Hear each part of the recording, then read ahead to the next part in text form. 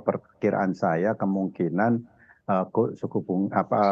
nilai tukar ini akan berkisar di bawah 16.000 sampai 15.500 ya kalau kita lihat pergerakannya seperti itu. Nah ini tentunya sudah jauh lebih tinggi dibanding tahun lalu. Nah pengaruhnya bagi industri makanan minuman tentunya karena kita masih banyak mengimpor bahan baku. Bahan baku kita masih banyak yang harus diimpor. Nah inilah yang pasti berpengaruh cukup besar terhadap input kita dan COGS kita pasti akan berpengaruh. Tapi di sisi lain memang kita ada ekspor juga. Untuk produk pangan olahan itu ekspor kita masih bersyukur karena sampai September kemarin masih ada pertumbuhan 22% ekspor pangan olahan. Dan inilah yang cukup mengembirakan karena ternyata di tengah-tengah krisis ekonomi dan di beberapa negara, banyak negara yang tidak bisa memasok kebutuhan pangannya sehingga kita kebagian order yang berlebih itu seperti itu. Nah inilah keseimbangan kalau kita kaitkan dengan nilai tukar rupiah gitu ya. Dan ini yang tapi memang import kita bahan baku masih jauh lebih tinggi dibandingkan ekspor kita untuk keseluruhan ya. Ini yang menurut kita harus tetap akan berpengaruh.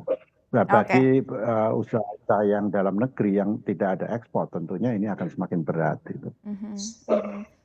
Oke, baik. Saya ingin kembali ke Pak Irman. Pak Irman, dengan naiknya suku bunga ini kira-kira berapa lama Pak durasinya akan berdampak kepada masyarakat Pak? Ya, jadi sekarang itu memang kondisinya agak sedikit anomali. Biasanya secara empiris kita lihat di penelitian-penelitian yang kita lakukan gitu ya dan berbagai pihak lakukan, transmisi suku bunga acuan itu ke sektor real, jadi mulai dari suku bunga BI dinaikkan sampai nanti suku bunga kredit bank juga bisa naik sehingga mempengaruhi permintaan domestik, itu biasanya dua kuartal Mbak Syafina. Tapi sekarang di kondisi sekarang agak berbeda dengan sebelum pandemi. Pada saat pandemi kita tahu banyak sekali stimulus yang diberikan oleh Kementerian Keuangan dan juga Bank Indonesia sehingga likuiditas di perbankan itu sangat banjir gitu ya, melimpah. Dan ini dan likuiditas ini didapatkan pada saat periode suku bunga rendah dulu gitu ya di 2021 2022 awal. Nah, ini menyebabkan di bank itu masih banyak kredit murah gitu ya. Makanya kita lihat kenaikan BI sekarang suku bunga acuannya 175 basis poin per hari ini. Kenaikan lending rate itu masih di sekitar 5 sampai 10 basis poin. Apalagi untuk tadi industri-industri yang rising termasuk salah satunya adalah F&B pasti ada special rate gitu ya.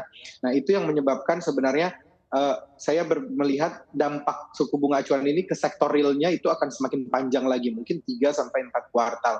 Artinya apa? Mungkin kita lihat di akhir tahun 2023 atau 2024 awal gitu ya, baru kita akan melihat perlambatan konsumsi rumah tangga dan perlambatan pertumbuhan ekonomi gitu ya. Sehingga nanti tercapai sasaran dari BI-nya bahwa inflasi itu tidak akan overheating karena permintaannya yang overshoot. Mungkin itu yang bisa saya jawab, Mbak Safina. Oke, baik. Saya ingin kembali ke Pak Adi.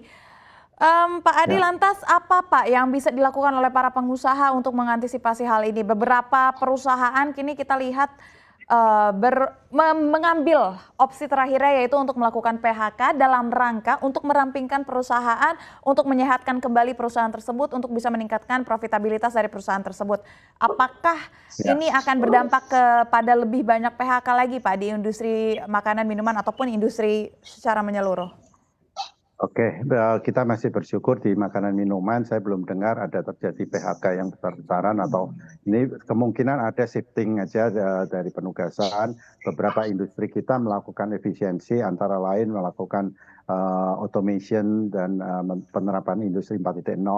Di sisi manufacturing memang kita akan menghemat tenaga kerja, tapi banyak perusahaan-perusahaan di industri makan minuman akan men-shifting tenaga kerjanya menambah di sisi lain, di sisi hilirnya atau di sisi penjualan, distribusi, dan lain sebagainya. Ini salah satu langkah yang kita lakukan untuk melakukan efisiensi di industri makanan dan minuman. Dengan demikian kita berharap kita bisa terus menjaga daya saing kita. Di samping itu tentunya kita terus berinovasi bagaimana mencari alternatif bahan baku.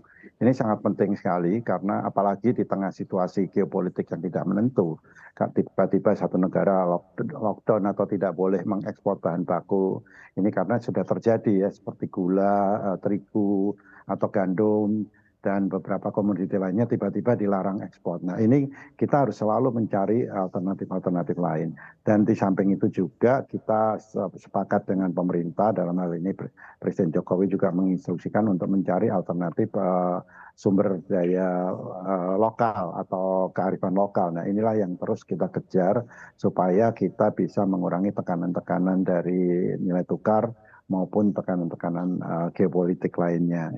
Dan tentunya secara keseluruhan kita pasti kalau pelaku usaha itu pasti memikirkan efisiensi terus-menerus yang tidak bisa kita berhenti ya. Jadi ini yang mudah-mudahan di industri makan minuman tidak terjadi PHK seperti di sektor-sektor lainnya. Oke. Paling tidak makanan minuman pasti dibutuhkan.